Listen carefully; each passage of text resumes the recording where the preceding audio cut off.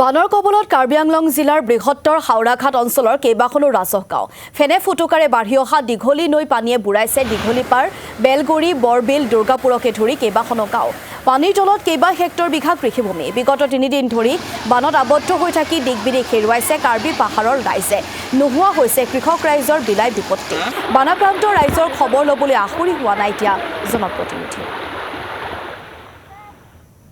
বেলগুৰি গাঁৱত উপস্থিত হোৱা আমাৰ সংবাদ মাধ্যমৰ প্ৰতি আমি অনুৰোধ জনাইছোঁ এটা কাৰণে যে কি আমাৰ বেলগুৰি গাঁওখন প্ৰায় 200 ঘৰ মানুহৰ ইয়াত অৱস্থিত হৈ আছে 200 ঘৰ মানুহৰ ভিতৰত 90% মানুহৰ ঘৰত আজি গৃহৰ বানপানী কবলত জুৰুলা হৈছে বিশেষতে এইটোৱে যে কি আজি 3 মাহ ধৰি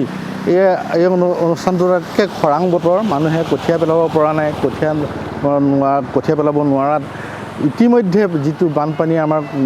আহি গ'ল আজি দুদিনৰ ভিতৰত বানপানী ইয়াত পৰিস্থিতিয়ে দেখা দিলে এইটো এটা ভয়াৱহ ৰূপত পৰিস্থিতি হৈছে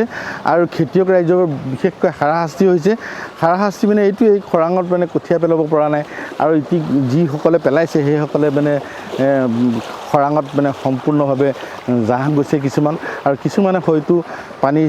দুনি সিঁচি কৰি ৰাখিছে ইয়াত বিশেষতে আমাৰ ওচৰ চুবুৰীয়া গাঁও দীঘলীপাৰ আৰু বৰবিল এনেকৈ ওচৰ চুবুৰীয়া গাঁও কেইঘৰমান আমাৰ গাঁও কেইখনমান আমাৰ বিশেষতে এবাৰ খৰাঙত পৰিছিলে ইতিমধ্যে এই দুদিনৰ পিছতে আমাৰ বানৰ যিটো পৰিস্থিতি হ'ল সেইটো আমি চৰকাৰক আমি এটা অনুৰোধ জনাইছোঁ আমাৰ সংবাদ মাধ্যমৰ ফালৰ পৰা যাতে আমাৰ এই দীঘল পানী আমাৰ যিখন জুৰি সেইখন যাতে খণ্ডন কাৰ্য অলপমান কৰি দিলে গাঁওখনৰ উপকৃত